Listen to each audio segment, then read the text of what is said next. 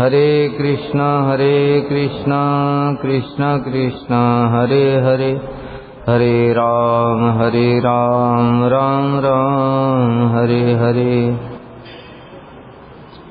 श्री बृहद भागवतामृतम हम लोग सुन रहे थे। श्री नारद जी प्रहलाद की महिमा वर्णन कर रहे हैं। यह पीतवासो अंग्र सरोज दृष्टि गच्छन् वनम नैमिषकम कदाचित नारायणेन अवतोषितेन प्रोक्तस्तया हंत सदा जितो अस्मि। एक बार जब प्रहलाद महाराज भगवान के चरणों के दर्शन करने के लिए नैमिषारण्य जा रहे थे, मार्ग में ही भगवान ने दूसरा वेश धारण करके बैठ गए। तपस्वी के रूप में तपस्या करने के लिए बैठे हुए थे भगवान, और पास में ही धनुष बाण रखे हुए थे। उस समय श्री प्रहलाद महाराज ने देखा ये कैसा तपस्वी है, ये तो कपटी है। तपस्वी तो साधु जैसे होते, शांत, और तपस्या करता है और साथ में धनुष बाण मतलब हिंसा के लिए अस्त्र शस्त्र रखता है। ये निश्चित रूप से कपटी व्यक्ति है, इसलिए मैं इसको आज दंड दूंगा। प्रहलाद महाराज जी ने उससे जाकर के बोला। तो फिर दोनों में युद्ध हुआ। तो प्रहलाद जी जीत नहीं पाए, बड़ा परिश्रम हुआ। भगवान के भक्त हैं, भगवान के भक्तों में कितनी शक्ति होती है। भगवान के भक्त भगवान के जैसे ही होते हैं। इसलिए देखते हैं ना, हम रामायण में भी जो कथा आती है, तो जामवंत थे, गुफा में रहते थे, और उनकी पुत्री थी जाम्बवती। ये जो सत्राजीत के पास में जो कौस्तुभ मणि थी, तो कौस्तुभ मणि को चुरा लिया इसके भाई ने। और वो जब जंगल में गया था आकेट खेलने के लिए, तो वहां पर एक शेर ने उसका वध कर दिया। शेर खा गया उसको मार करके। तो जामवंत ने वो शेर को मार करके वो मणि अपने पास ले ली। जामवंत जी गुफा में रहते थे, वो मणि अपने गुफा में ले गए, और गुफा में जाकर के अपनी पुत्री जो बेटी थी जाम्बवती, उसको दे दिया। वो खेलती रहती थी उससे। और जब कृष्ण के ऊपर में आरोप लग गया इधर कि कौस्तुभ मणि चुराई है कृष्ण ने, कृष्ण ने जब ऐसे आरोप लगा उनके ऊपर, तो फिर कहा कि देखो हमको थोड़ा समय दो, हम ढूंढ करके लाते। भगवान तो लीला कर रहे हैं। स्यमंतक मणि, कौस्तुभ मणि नहीं, स्यमंतक मणि। कौस्तुभ मणि तो भगवान के वक्षस्थल में धारण करते हैं। तो स्यमंतक मणि जो कृष्ण के ऊपर जब आरोप लगा, उन्होंने कहा ढूंढ करके लाते हम। हर दिन 40 मन सोना देती थी वो।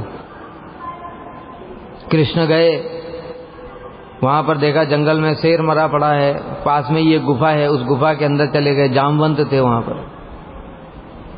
जामवंत के साथ में युद्ध हुआ। 27 दिन तक युद्ध चला। अभी तो जामवंत बताया कोई साधारण नहीं, ब्रह्मा जी के पुत्र हैं और महाशक्तिशाली। जिस समय रावण को घूंसा मारा था, उस समय वो भी मूर्छित होकर के गिर पड़ा। इतनी शक्ति थी उनके अंदर में। जब भगवान वामन देव ने अवतार लिया था, तब जामवंत ने उस समय उनकी परिक्रमा कर ली थी, पूरे पृथ्वी की परिक्रमा कर ली थी। इतने शक्तिशाली थे। और ये सोच रहे हैं कि ये कौन व्यक्ति ऐसा है जिसको मैं हरा नहीं पा रहा हूं। और खूब भगवान और जामवंत का द्वंद्व युद्ध हो रहा है, खूब पिटाई लगती है उनकी, मारते हुए भगवान जब घूंसा मारते, वीर रस का आस्वादन हो रहा है। क्योंकि 27 दिन तक युद्ध चला। सोचने वाली बात, 27 दिन तक भगवान के साथ कौन युद्ध कर सकता है। मतलब क्या, भगवान के पार्षद सब भगवान के जैसे ही होते। तब वो फिर उन्होंने राम जी का स्मरण किया। जामवंत जी ने राम जी का स्मरण किया, तो देखा तो कृष्ण ही राम स्वरूप में दिखाई दे रहे हैं। तब फिर उनके चरणों में क्षमा याचना करी कि मैं अपने प्रभु के साथ ही युद्ध कर रहा था। तो भगवान ने उनके उस शरीर के ऊपर हाथ फिराया, उनका सारा परिश्रम दूर हो गया। तो कहने का मतलब क्या है कि जो भगवान के परिकर होते हैं वो भगवान के जैसे ही शक्तिशाली होते हैं। इसलिए तो जय विजय को हिरण्याक्ष और हिरण्यकश्यपु बन करके आना पड़ा, रावण बन करके आना पड़ा।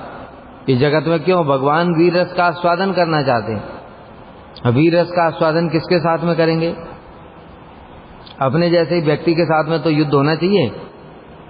एक पहलवान एक मरे आदमी के साथ में क्या युद्ध करेगा? उसको तो ऐसे थोड़ा सा ऐसे धक्का मारा तो गिर पड़ेगा जमीन पर। उसके जैसा दूसरा पहलवान होना चाहिए। तो उसी प्रकार से इस जगत में भगवान के समान कौन है? सारे क्षुद्र जीव हैं हम लोग, हमारे अंदर कुछ भी बल नहीं है। माया तो हमको खुद पकड़ करके बैठी है, हम उस माया से ही नहीं छूट पा रहे, तो भगवान के साथ क्या युद्ध कर सकते हैं? इसलिए बद्ध जीव भगवान के साथ ना कोई लीला कर सकता है, ना कोई युद्ध, कुछ भी नहीं कर सकता। युद्ध भी तो उनका लीला है। इसलिए बैकुंठ से जय विजय आए, उनकी खुद की इच्छा थी भगवान को वीर रस का आस्वादन कराने की। वो चतुर्सेन ने निमित्त बनकर के उनको शाप दिया। श्रील विश्वनाथ चक्रवर्ती ठाकुर ने ये सब बातें टीका में बताई हैं, क्योंकि बैकुंठ से कभी पतन नहीं होता है। अगर बैकुंठ से ही पतन हो गया तो फिर वो भी भगवान के पार्षद, अगर भगवान के पार्षदों का भी पतन हो गया तो फिर कौन बचेगा? फिर तो बैकुंठ जाने के लिए हम इतना भजन क्यों करेंगे? दिन रात माला घुमा रहे हैं, घर परिवार सब छोड़ा, वैराग्य कर रहे हैं, खाना पीना छोड़ दिया। बैकुंठ से भी पतन हो जाएगा तो बैकुंठ से कभी पतन नहीं होता है।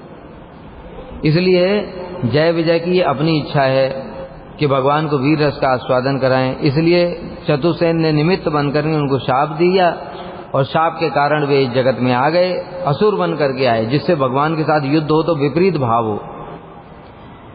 क्योंकि दो मित्र हैं आपस में, उनके साथ भी वीर रस का आस्वादन नहीं हो सकता कभी। तुम्हारा कोई परम मित्र है, तुम उसके साथ में लड़ाई लड़ो तो तुमको पता रहेगा ना कि इसको चोट नहीं लगनी चाहिए, मेरा दोस्त है ना, इसको गिराओगे भी तुम, उठा करके पटकोगे तो कैसे गिराओगे? इसके चोट ना लग जाए। लेकिन जो शत्रु है उसको कैसे गिराओगे? ऐसा गिराओ कि इसकी पूरी कमर टूट जाए एक बार में। तो इसलिए वीर रस का आस्वादन करने के लिए विपरीत भाव होना चाहिए, बैर भाव। इसलिए असुर बन करके आए, और असुर बन करके उनका विपरीत भाव था। हिरण्याक्ष हिरण्यकश्यपु भगवान के साथ में क्या युद्ध किया, भगवान को भी आनंद आया।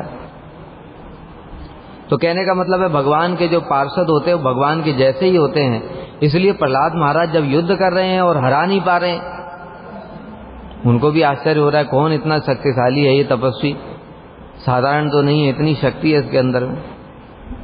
इसलिए शक्ति है तो कोई बात नहीं, सोच करके आए कि मैं अपने प्रभु की कल पूजा करके तब जाऊंगा। नरसिंह देव की तो कृपा है उनके ऊपर में, उनके लिए तो हिरण्यकश्यपु का वध किया भगवान।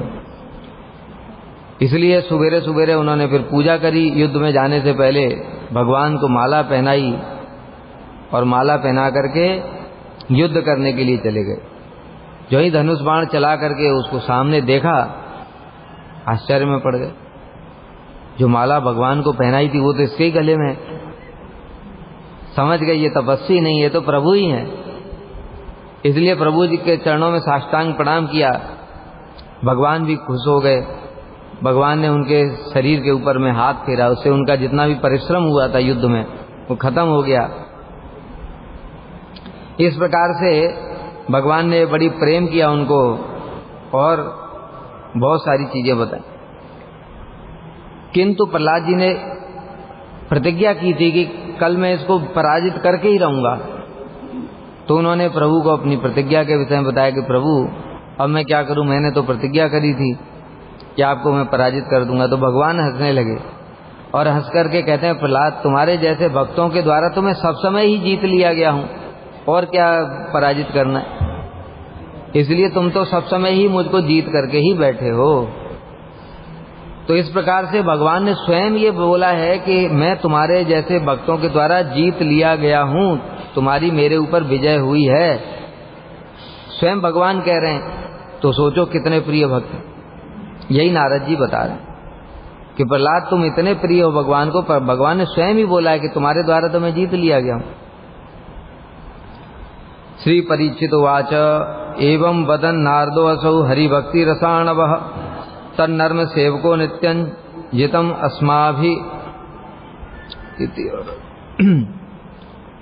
परीक्षित महाराज ने कहा, श्री हरि भक्ति रस के सागर स्वरूप भगवान के विनम्र और प्रिय सेवक श्री नारद जी नृत्य करते करते उच्च स्वर से कहने लगे, हमारे जैसे भक्तों द्वारा प्रभु जीत लिए गए हैं, जीत लिए हैं, है ना। बताया भागवत में, श्री ब्रह्मा जी कह रहे हैं, ज्ञाने प्रयासम उदपास नमन्ते एव जीवंत सन्मुखरताम भवदी वार्तम स्थाने स्थिता श्रुतिगताम तनोवांग मनोवीर्यो प्रायसो अजीत जितो अप्यसी रहस्य लोक ज्ञान। जो ज्ञान के प्रयास को छोड़ करके नमन्त एव जीवंत सन्मुखरिताम, सतमुखरिताम, सत माने साधु पुरुष, जो भगवान को हृदय में धारण करते वो साधु, उनके मुख से निकली हुई हरि कथा को जो सुनते हैं ज्ञान के प्रयास को छोड़ करके। यहाँ ज्ञान के प्रयास मतलब क्या है? यह ज्ञान का प्रयास जो हम लोग ज्ञान का पढ़ रहे हैं तत्व ज्ञान वो नहीं है। नहीं तो तुम लोग भी कल से लिखना बंद कर दोगे। ब्रह्मा जी तो कह रहे हैं ज्ञान के प्रयास को छोड़ो, आपने हमको नोटबुक और पेन पकड़ा दिया। ब्रह्मा जी की बात माने कि आपकी बात माने? तो ब्रह्मा जी की ही बात माननी है, वो हमारे आदि गुरु हैं, लेकिन उनकी बात को समझ करके मानना है। तो ज्ञान का मतलब क्या कह रहे हैं वो? निर्विशेष ब्रह्म ज्ञान, तत्व ज्ञान नहीं। तो इसलिए जो निर्विशेष ब्रह्म ज्ञान के प्रति मोह को छोड़ करके भगवान के भक्तों को प्रणाम करता है, भगवान को प्रणाम करता है, उनके भक्तों के मुख से हरि कथा सुनता है। स्थाने स्थिता श्रुतिगताम तनुवांग मनोवीर्य, शरीर से तन मन वचन के द्वारा भगवान की सेवा करता है। प्रायसो अजीत, प्राय अजीत हैं वो, भगवान अजीत हैं, मतलब कोई भी उनको जीत ही नहीं सकता, संभव ही नहीं। लेकिन जितो अप्यसी, उन भक्तों के द्वारा आप जीत लिए जाते हैं। यही नारद जी कह रहे हैं कि हम भी ऐसे ही भक्त हैं, मतलब प्रहलाद को देख करके कह रहे हैं कि हमारे जैसे भक्तों के द्वारा, क्योंकि केवल कहेंगे तुम्हारे जैसे भक्तों के द्वारा जीत लिए गए तो उनको अच्छा नहीं लगेगा ना। तो गुरु जी हैं नारद जी, तो इसलिए कह रहे हैं हमारे जैसे भक्तों के द्वारा प्रभु जीत लिए गए हैं। और उच्च स्वर से ऐसा बार बार कहने लगे। श्री नारद उवाच, भो वैष्णव श्रेष्ठ जितस्त्वयेति किं वाच्यम मुकुंदो बलिनापि निर्जितः पौत्रेण दैतेय गणेश्वरेण ते संरचितो द्वारी तव प्रसादतः। भो वैष्णव श्रेष्ठ, हे महाभागवत वैष्णव श्रेष्ठ, वैष्णव शिरोमणि प्रहलाद, किम वाच्यम मुकुंदोपि बलिनामपि निर्जितः, और तो क्या बोलूं मैं ज्यादा इस विषय में, तुम्हारे जैसे भक्तों के द्वारा भगवान जीत लिए गए, इसमें ज्यादा क्या बोलूं। अरे तुम्हारे साथ संबंध होने के कारण जो तुम्हारे पौत्र हैं बलि, उनने भी भगवान को जीत लिया। उनकी तो कोई भक्ति भी नहीं थी, तुम्हारी तो चलो भक्ति भी थी। मुकुंद, मुकुंद क्यों बोला? मुकुंद का क्या मतलब होता है? मुकुंद का मतलब बताया था, 3 अर्थ बताए थे। मुक्तिम ददाति इति मुकुंद, जो ज्ञानी लोग हैं उनके लिए मुक्ति ददाति इति मुकुंद, जो मुक्ति को प्रदान करते हैं, ये सबसे नीची परिभाषा है। दूसरा उससे थोड़ा श्रेष्ठ है, मुक्ति सुखम कुत्सितम कृत्वा प्रेमानंदम ददाति। मुक्ति सुखम को कुत्सितम, अत्यंत हीन करके, प्रेमानंदम ददाति, प्रेमानंद प्रदान करते हैं, जैसे कृष्ण है अपने भक्तों को प्रेमानंद प्रदान करते हैं। इति मुकुंद, वो मुकुंद, ये भक्तों के लिए परिभाषा है। राधा जी के लिए भी एक परिभाषा, मुखम कुंद पुष्पवत इति मुकुंद। राधा जी को कुंद पुष्प अत्यंत प्रिय है, क्योंकि उसका जो कृष्ण के जैसा ही मुख, मतलब कृष्ण का जो मुख है वो मुख कुंद पुष्पवत, कुंद के जैसा, कुंद पुष्प जो होता है उसके जैसा ही है, और राधा जी को इसलिए वो कुंद पुष्प अत्यंत प्रिय है। तो इसलिए जो तीसरी परिभाषा है, जिनका मुख कुंद पुष्प के समान है, और कुंद पुष्प को देख करके राधा जी को कृष्ण की स्फूर्ति होती। तो ऐसे मुकुंद जो किसी के द्वारा जीते नहीं जा सकते, उनको भी, तुम्हारी तो बात ही छोड़ो, उनका तो उदाहरण बता ही दिया प्रहलाद महाराज ने कैसे जीत लिया भगवान को। उनके पौत्र ने भी जीत लिया, केवल किस कारण से? केवल मात्र आपके पौत्र होने के कारण से, भगवान के साथ संबंध होने के। तुम्हारी कृपा के अलावा किसी भी प्रकार साधन के द्वारा यह संभव नहीं है। किंतु साधन के द्वारा कभी भी भगवान को वशीभूत नहीं किया जा सकता। साधन के द्वारा भगवान के धाम जा सकते हो, जैसे अजामिल चला गया तो, लेकिन साधन के द्वारा भगवान को वशीभूत कर लेगा वो संभव नहीं। हम लोग भी हैं, साधन कर रहे हैं, हम लोग भगवान को वशीभूत नहीं कर सकते। न साधयति माम योगो न सांख्यम धनुर्धर स्वाध्याय तपस्या भक्ति मोमोदित। यह था भक्ति मतलब क्या? अपनी भक्ति के द्वारा हम भगवान को वश में नहीं कर सकते। तो इसलिए क्या होगा, फिर कृपा होगी। किनकी कृपा होगी? भगवान के जो नित्य पार्षद गण हैं उनकी जब हमारे ऊपर कृपा होगी तब हम भगवान को वशीभूत कर सकते। साधन के द्वारा संभव नहीं वशीभूत करना। इसका वर्णन आता है भागवत में।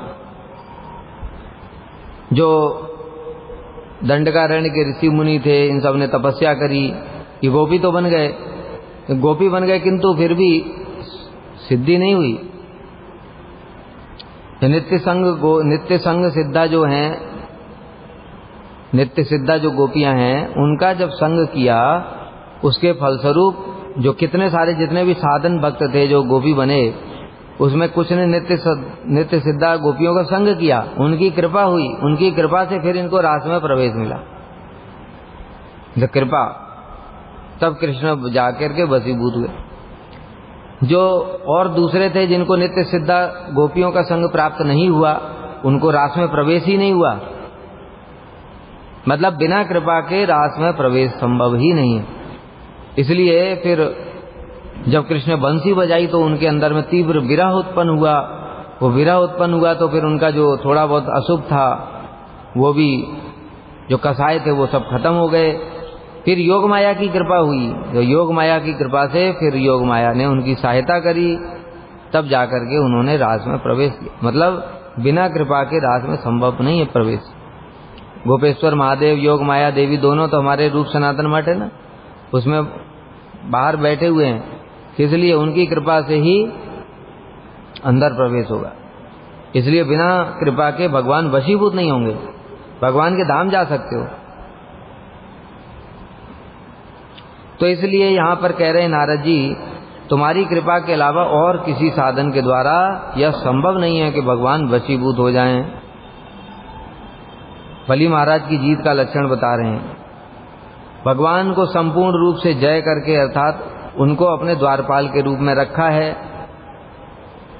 मतलब कितना वशीभूत कर लिया भगवान को। तो इतना, तुम्हारी तो बात छोड़ो, तुम्हारे पौत्रों ने भी भगवान को वशीभूत कर रखा है, ये कहना चाहते हैं नारद जी। तुम्हारी इतनी भक्ति है कि तुम्हारे साथ संबंध के कारण ही तुम्हारे जो परिवार के लोग हैं उन्होंने भी भगवान को अपना द्वारपाल बना दिया। अष्टम स्कंद में तुमने स्वयं ही कहा है, जब बलि महाराज को बंदी बना लिया था, गरुड़ जी ने बांध लिया, उस समय वहां पर प्रहलाद जी प्रकट हुए थे और प्रहलाद जी ने फिर स्तुतियां करी थी। हे मधुसूदन, इस विश्व में चराचर प्राणी जिन ब्रह्मा महेश आदि देवताओं की वंदना करते हैं, वे देवता भी आपके चरण कमलों की वंदना करते हैं। आप वंदनी होकर भी, जगत के वंदनी होकर भी, मतलब ब्रह्मा शिव आदि के भी वंदनी होकर भी असुरों के द्वारपाल बने। दूसरों की तो बात ही क्या, ब्रह्मा लक्ष्मी महेश आदि भी क्या आपकी ऐसी कृपा प्राप्त कर सकते हैं जैसी बलि महाराज ने कर ली, उनके भगवान द्वारपाल बने, अर्थात और कोई प्राप्त नहीं कर सकता। प्रहलाद संहिता के द्वारका महात्म्य भी बताया, जब द्वारकावासी कुछ दैत्य के द्वारा पराजित हो गए, उस समय कुछ दैत्य ने द्वारका पर आक्रमण किया, द्वारकावासी जीत नहीं पाए, तो बड़े परेशान हो गए। दुर्वासा ऋषि के पास में गए, तो दुर्वासा ऋषि को उन्होंने भेजा कि देखो प्रभु इस समय द्वारका में नहीं है, वो बलि के यहाँ पर हैं, बलि महाराज के यहाँ द्वारपाल बने हुए हैं। तो दुर्वासा ऋषि, क्योंकि वो तो महायोगी हैं, वो कहीं भी जा सकते हैं, इसलिए दुर्वासा ऋषि गए थे सुतल लोक, और सुतल लोक में जाकर के भगवान की स्तुति की। भगवान वहां सोचने वाली बात है, भगवान कहीं पर खुद लेकर के गदा खड़े हो गेट कीपर, कितने आश्चर्य की बात है। अरे जिन भगवान के ब्रह्मा शिव इत्यादि को समाधि में पूजा करते करते भी दर्शन नहीं होते उनके, और भगवान किसी के घर में बाहर जाकर के चौकीदार बन करके खड़े हैं, सिक्योरिटी गार्ड। कितने आश्चर्य की बात है, सोचकर ही बड़ा आश्चर्य होता है। और सो दुर्वासा ऋषि को कैसा लगा होगा, भगवान द्वारपाल बन करके यहाँ खड़े हुए। तो इसलिए दुर्वासा ऋषि गए और जा करके कहा कि प्रभु, दुर्वासा द्वारका वासियों को ये कुछ दैत्य ने पराजित कर दिया है, आप थोड़ा चलो उससे रक्षा करो द्वारका की। तो भगवान कहने लगे, देखो दुर्वासा, मैं तो पराधीन हूँ, भक्तों के द्वारा खरीद लिया गया हूँ। अभी तो जब तक ऊपर से मालिक का आदेश नहीं होगा, सिक्योरिटी गार्ड क्या करेगा? गेट बंद है, और सिक्योरिटी गार्ड को बोलोगे, मालिक बोलेगा खोल दो तो खोलेगा, नहीं बोलोगे तो नहीं खोलेगा। अभी तो वो सिक्योरिटी गार्ड हैं बलि के, अभी क्या करें? इसलिए कह रहे हैं कि देखो मैं क्या करूं, मैं तो भक्तों के द्वारा खरीद लिया हूं, उसने मुझे यहां पर बांध दिया है अपनी भक्ति से, अभी कैसे जाऊं द्वारका में? तो इसलिए मैं तो, भगवान कह रहे हैं मैं उनका आज्ञा पालक हूं, बलि महाराज का आज्ञा पालक, मतलब बलि महाराज की आज्ञा के बिना कैसे यहां से जाऊंगा? इसलिए तुम बलि महाराज को प्रसन्न करो, अगर मुझे यहां से ले जाना है, मतलब मालिक बोलेगा ठीक है थोड़ी देर के लिए दूसरी जगह चले जाओ, चले जाऊंगा। और दुर्वासा जी बलि महाराज के पास गए। जब बलि महाराज ने जब बोल दिया कि उनको बोला कि भाई थोड़ी देर के लिए भगवान को यहां से जाने दो, द्वारका में विपत्ति आई है, कुछ दैत्य ने आक्रमण कर दिया है। तो बलि महाराज ने कहा मैं नहीं दूंगा, बिल्कुल नहीं। अरे मैं भगवान के दर्शनों से वंचित हो जाऊंगा। तो कौन ऐसा व्यक्ति है जो भगवान को छोड़ देगा? इसलिए उन्होंने अलाउ नहीं किया। अभी क्या करे दुर्वासा, भगवान बिना बलि की आज्ञा के जाएंगे नहीं, और बलि आज्ञा दे नहीं रहे हैं, और दुर्वासा के पास क्या रास्ता बचा? कुछ नहीं। इसलिए उन्होंने कहा ठीक है मत भेजो भगवान को, मैं यहीं आमरण अनशन करता हूं। दुर्वासा ऋषि वहीं बैठ गए, खाना पीना सब छोड़ दिया कि बलि मैं यहीं पर प्राण त्याग दूंगा तुम्हारे द्वार पर ही, अगर तुम नहीं भेजोगे। तो जब ऐसा दुर्वासा को करते हुए देखा, तो अभी तो बलि महाराज तो भक्त है ना, इसलिए उन्होंने तो दुर्वासा को तो नहीं मरने देंगे। इसलिए उन्होंने कहा हे ब्राह्मण श्रेष्ठ, ठीक है, बेमन से बोल रहे हैं बलि, मेरे भाग्य में जैसा है वैसा ही होगा, आपको जो अच्छा लगे करो, लेकिन देखो मैं कभी भी ब्रह्मा रुद्र आदि के द्वारा पूजित भगवान के चरण कमलों को त्याग नहीं कर सकता। अभी आप ऐसा हट कर रहे हो, मरने के लिए तैयार हो, इसलिए मैं कुछ नहीं कर सकता, ले जाओ भगवान को, लेकिन देखो मैं इनको छोड़ नहीं सकता किसी प्रकार से। अरे ये चरण कमल तो भगवान के ब्रह्मा लक्ष्मी शिव सब पूजा करते हैं, उनको मैं कैसे छोड़ दूं? इसलिए ले जाओ, काम बन के तुरंत छोड़ देना वापस। तो मतलब भगवान स्वयं ये बात बोल रहे हैं कि मैं बलि के पूर्ण रूप से वशीभूत हूं, उसके द्वारा जीता हुआ हूं, उसका आज्ञा पालक हूं। बलि के आज्ञा पालक भगवान क्यों बनेंगे बताओ? पहले ही हम लोग ये डिस्कस कर चुके बड़े विस्तार से। 3 लोगों को दे करके कोई भगवान को वशीभूत नहीं कर सकता। 3 लोग क्या, 14 लोग ही तो भगवान के हैं। तो बलि ने क्या दे दिया? कुछ नहीं। 14 लोग तो यही ब्रह्मांड है, ऐसे अनंत ब्रह्मांड है, इससे लाखों करोड़ों गुना बड़े ब्रह्मांड है, वो सब भगवान के ही तो हैं। वो सारे अनंत ब्रह्मांड भी कोई दे देगा भगवान को, तो भी क्या दे दिया? वो तो सब भगवान का ही है। इसलिए उसके द्वारा भगवान वशीभूत होकर के सेवक नहीं बन सकते। एक प्रहलाद का प्रेम है, प्रहलाद के प्रेम के कारण और बलि का उनके साथ संबंध है, इसलिए भगवान उनके भी आज्ञा पालक बन गए हैं। इतः प्रवृत्ति कर्तव्यो निवासो नियतो अत्र ही मयाभिभूय दच्छादि शापम युष्मत् प्रभावतः। अब नारद जी को धीरे धीरे आनंद बढ़ रहा है, इसलिए बड़ी सुंदर बात बोली। नारद जी ने कहा देखो अब से मैं तुम्हारे प्रभाव से दक्ष आदि के शाप की उपेक्षा करके निश्चय ही इस स्थान पर निरंतर वास करूं। नारद जी कहने लगे अरे भाई ऐसी जगह को कौन छोड़ करके जाएगा जहां तुम्हारे जैसे भक्त रहते हैं। तुम्हारे संबंध के कारण तो बलि के ऊपर इतनी कृपा हो गई, तो मैं तुम्हारे पास से क्यों दूसरी जगह जाऊंगा, यहीं रहूंगा।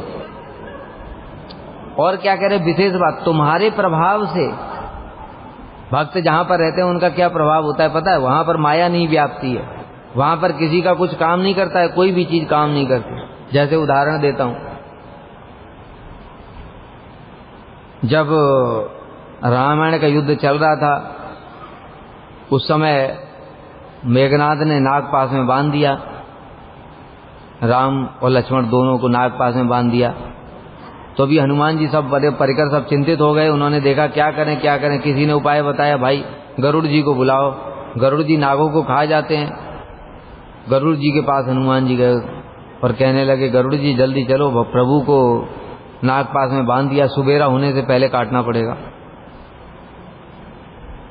गरुड़ जी ने मन में संशय हो गया, भगवान को नागपाश में बांध दिया, भगवान मेरे प्रभु नागपाश में बंध सकते हैं और मैं उनके बंधन काटूंगा? वो सारे जगत के बंधन काट रहे हैं। अरे उनके नाम मात्र से, भगवान के नाम की इतनी महिमा है कि वो नाम मात्र से सारे बंधन कट जाते हैं, उनके बंधन में काटूंगा? संशय हो गया। लेकिन हनुमान जी ने रिक्वेस्ट करी है, हनुमान जी परम भक्त हैं, इसलिए कहा ठीक है चलो। गरुड़ जी आए और नागपाश को काट दिया, मुक्त हो गए, भगवान को प्रणाम किया, चले गए। जा तो रहे हैं किंतु मन में संशय बन गया है। सोच रहे ये प्रभु कैसे हो सकते हैं मेरे, इनको तो नाग ने बांध दिया, मैं काट करके आया हूं अभी।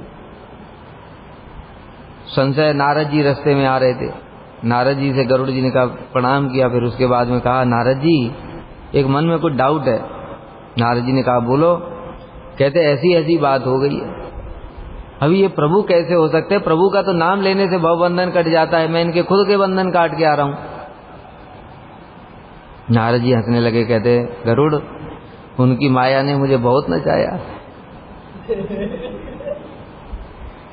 आज तुम्हारे ऊपर भी प्रभाव पड़ गया है, इसलिए जो रोग शुरू हो, लगे थोड़ा थोड़ा बुखार है, उसी समय डॉक्टर के पास चले जाओ और जाकर के इलाज करा लो। और ये रोग वाला बहुत खतरनाक रोग है, अगर ये बढ़ गया तो फिर कोई इलाज नहीं है। इसलिए काम करो, तुरंत जाओ तुम ब्रह्मा जी के पास, वो परम पिता हैं, वो कुछ इलाज करेंगे। ब्रह्मा जी के पास गए, गरुड़ जी ने बताया फिर अपना। ब्रह्मा जी ने हंसने लगे, कहते उनकी माया ने मुझे बहुत बार नचाया, लेकिन जो शिव जी हैं उनको नहीं नचाया उनकी माया ने, वो शिव जी के ऊपर बड़ी कृपा करते। काम करो तुम शिव जी के पास जाओ।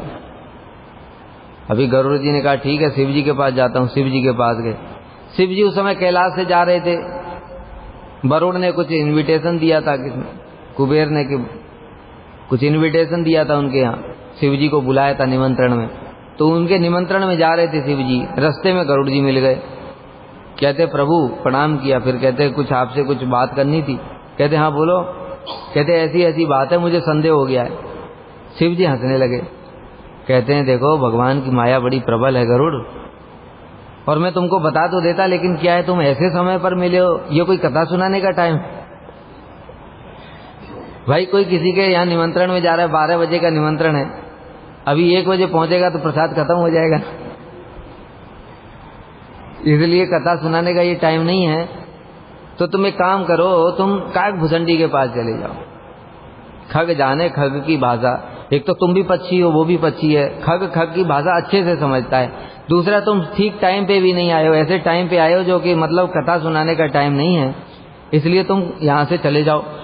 अभी उनके मन में संदेह तो है, काकभुसंडी मतलब कौआ, गरुड़ कहाँ भगवान के परिकर, पक्षियों में भी श्रेष्ठ है, और कौआ मतलब सबसे नीच पक्षी।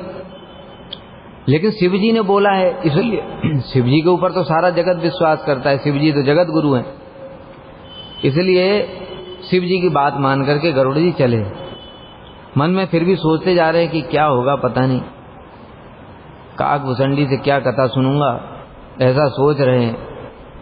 और जो काकभुसंडी है वो नील पर्वत पर रहते। नील पर्वत कहाँ? जगन्नाथपुरी, वही नील पर्वत है। और वहां पर जैसे ही पहुंचे, कहाँ? जगन्नाथपुरी का जो 18 नाला एंट्री,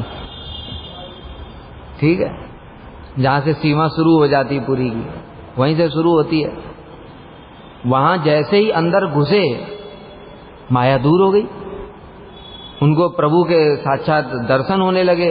अरे ये राम जी तो सच में ही प्रभु हैं मेरे, माया ही दूर हो गई। जो इतना सारा डाउट था सब क्लियर हो गया पूरा, बिना बात किए गरुड़ जी ने। अभी काकभुसंडी के दर्शन तक नहीं हुए, तब काकभुसंडी ने सोचा, शिव जी ने, गरुड़ जी ने सोचा शिव जी ने ठीक ही बोला था। अरे जिनकी इतनी महिमा है कि उनके अभी दर्शन भी नहीं हुए, उनके क्षेत्र में प्रवेश करने से ही माया दूर हो गई, ऐसे साधु का कैसा महिमा होगी भाई, अब तो जरूर दर्शन करूंगा। यद्यपि और उनको बात करने की भी जरूरत नहीं थी, प्रश्न पूछने की भी जरूरत नहीं थी, माया तो दूर हो गई। तब जाकर के काकभूषणी के पास गए। काकभूषणी कहाँ बैठते हैं? वही जो पर्वत है ना अक्षयवट, उसके ऊपर ही बैठते हैं, वहीं राम कथा सुनाते।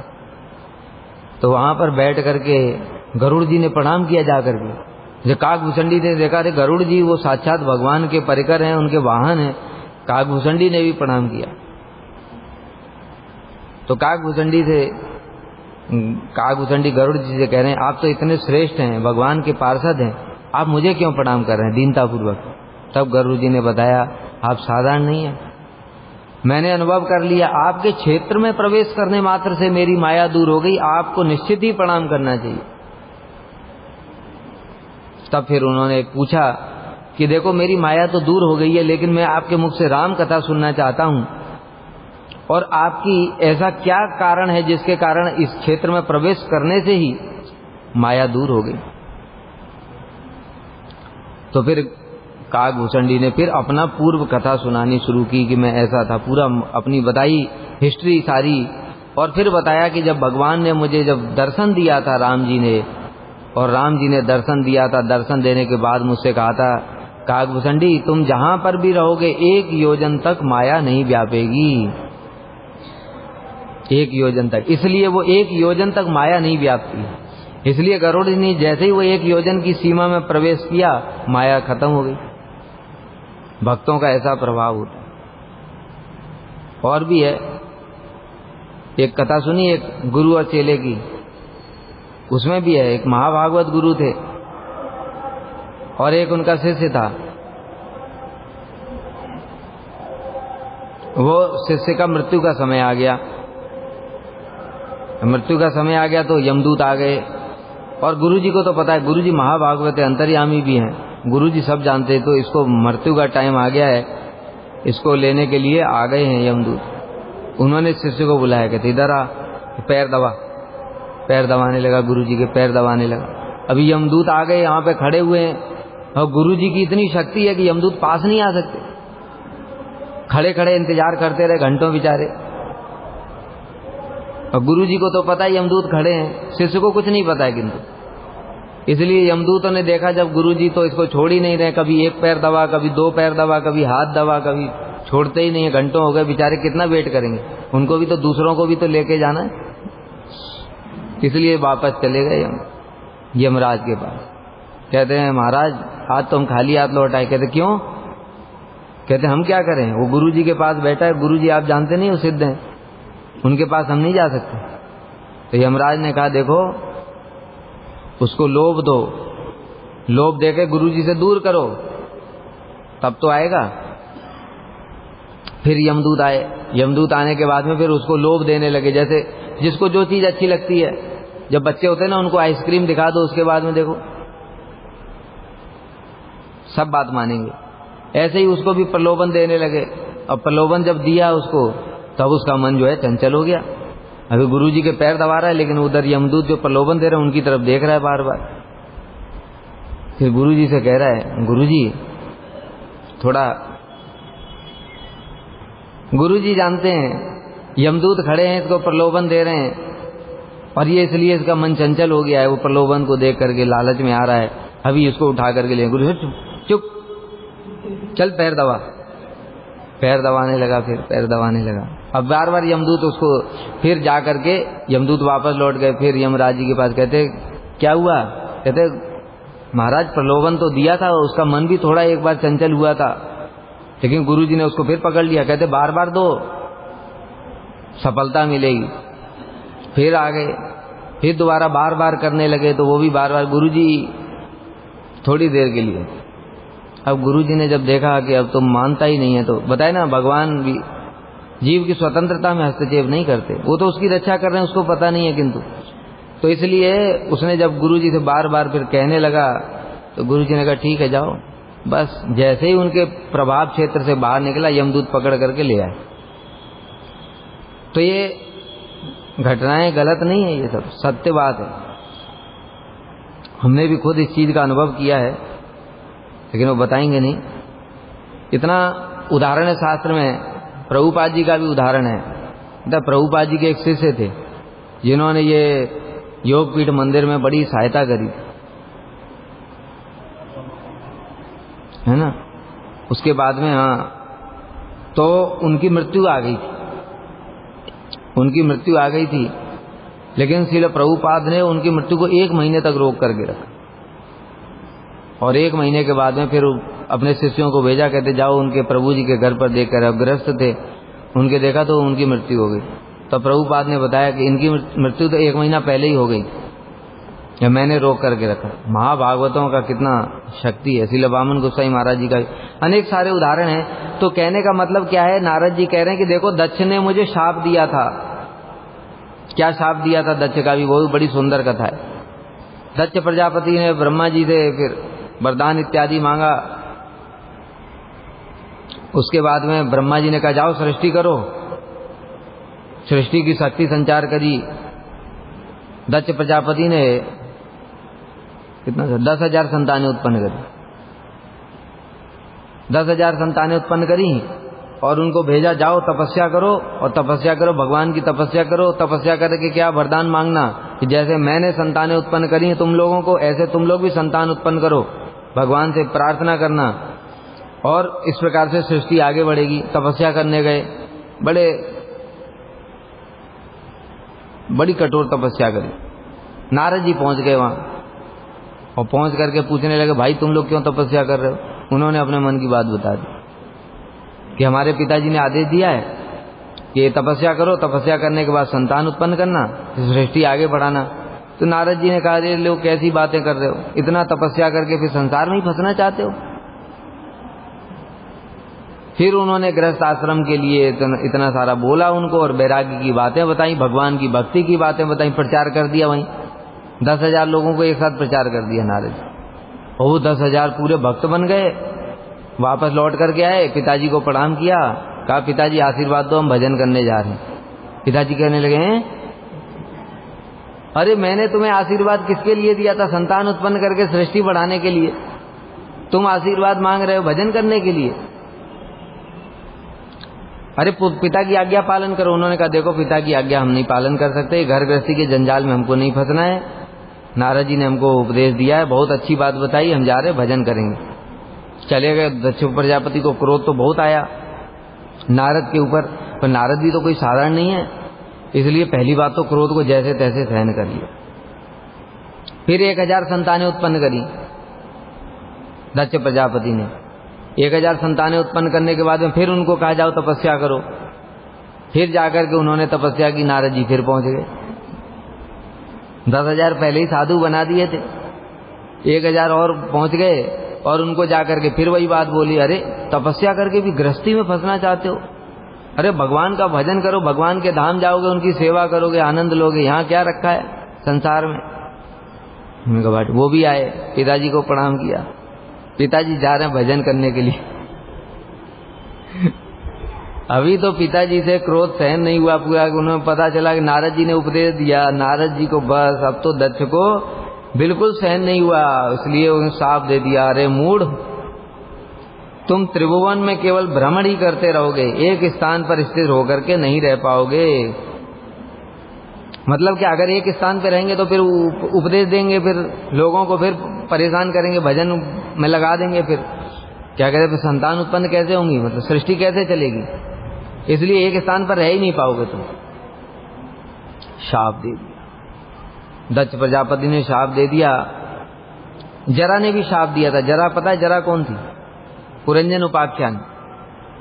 पुरंजन उपाख्यान में जरा थी, काल की बहन।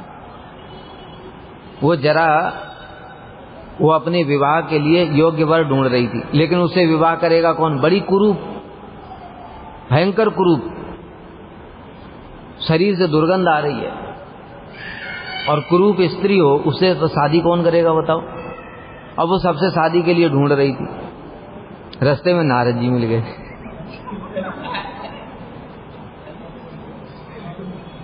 नारद जी वह तो बाल ब्रह्मचारी, उनसे कह रही है जरा आप मुझसे शादी कर लो। नारद जी ने कहा बताओ मैं तो बाल ब्रह्मचारी हूं, कैसी बातें कर रही हो तुम, मैं तुमसे शादी नहीं कर सकता। तो जरा ने भी शाप दे दिया था कि देखो तुम कहीं एक स्थान पर नहीं रह पाओगे, क्योंकि तुमने मेरी प्रार्थना को पूर्ण नहीं किया। तो जरा का भी शाप लगा दक्ष प्रजापति, दो शाप लगे नारद जी को। लेकिन नारद जी कह रहे हैं ये 2 शाप तो लगे हैं, लेकिन तुम्हारे प्रभाव से, इस स्थान के प्रभाव से मैं उस शाप से भी ऊपर निकल जाऊंगा। मतलब एक ही स्थान पर रहूंगा तुम्हारे संग में, और कहीं जाऊंगा ही नहीं। कितना प्रहलाद जी का महिमा बता रहे हैं नारद जी कि तुम्हारे प्रभाव से इस शाप का भी कोई असर नहीं होगा। ये सत्य ही है। महाभागवत के बताए ना, महाभागवत के शाप की तो बात छोड़ो, मृत्यु साक्षात आ गई तब भी उसका कुछ नहीं बिगाड़ सकते। तो ऐसा महाभागवतों का प्रभाव होता है। तो इसलिए नारद जी कह रहे हैं कि एक स्थान में मेरा वास असंभव है, 2 शाप लगे हुए मेरे पीछे पीछे, लेकिन फिर भी तुम्हारे अनुग्रह से इस अभिशाप का निराकरण करके मैं निश्चय ही सूतल लोक में निरंतर वास करूंगा, अब और कहीं नहीं जाऊंगा। क्यों?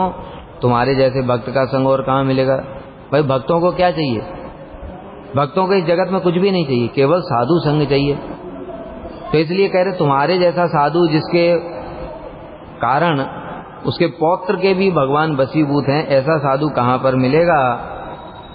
इस प्रकार से नारद जी ने प्रहलाद की स्तुति की कि तुम्हारे प्रभाव से मैं उस सांप से भी ऊपर उठ जाऊंगा और यहीं रह करके तुम्हारे संग में भजन करें। दोनों मिलकर के, गुरु चेला दोनों मिलकर के कीर्तन करेंगे। इससे बढ़िया और क्या हो सकता है।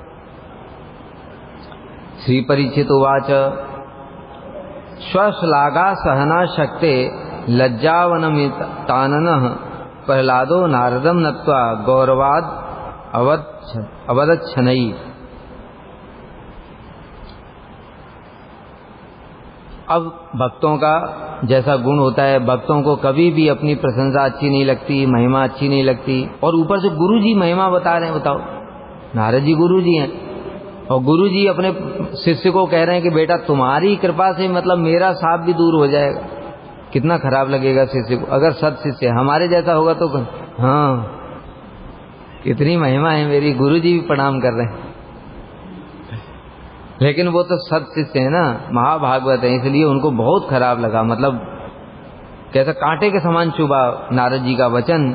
इसलिए अपनी प्रशंसा को सहने में असमर्थ होकर के प्रहलाद जी लज्जा से सिर झुका लिया और प्रहलाद ने नारद जी को प्रणाम किया। गुरु जी आप क्या कह रहे हैं, इधर साष्टांग प्रणाम किया और उनके प्रति गौरव के कारण धीरे धीरे कहने लगे। प्रहलाद जी अपनी प्रशंसा सुनकर के बड़े लज्जित हुए और नारद द्वारा अपनी प्रशंसा को असंभव, मतलब ये जो नारद जी गुरु जी कह रहे हैं ये सब ठीक नहीं है, अथवा उपहास, मेरा मजाक उड़ा रहे हैं, उपहास पूर्वक ऐसा कह रहे हैं। इस प्रकार से लज्जा से मुख झुका लिया और नारद जी को प्रणाम किया और आत्म प्रशंसा सुनने में असमर्थ हो गए, मतलब इतना कान बंद कर लिया। और उसके बाद में क्रोधित होकर के, गुरु जी से तो क्रोधित नहीं हो सकते, लेकिन मतलब कैसा क्रोध कि गुरु जी आप भी क्या बोल रहे हैं, मेरे जैसा तुच्छ व्यक्ति और आप गुरु जी हैं मेरे, आप मेरी महिमा बता रहे हैं, ऐसे क्रोध, मतलब इस प्रकार का, वैसा क्रोध नहीं जैसा हम लोग करते हैं। ठीक है। श्री प्रहलाद उवाच, अब प्रहलाद जी ने क्या बोला फिर हम लोग कल श्रवण करेंगे। वांछा कल्पतरुभ्यश्च कृपा सिन्धुभ्यैव च पतितानां पावनेभ्यो वैष्णवेभ्यो नमो नमः।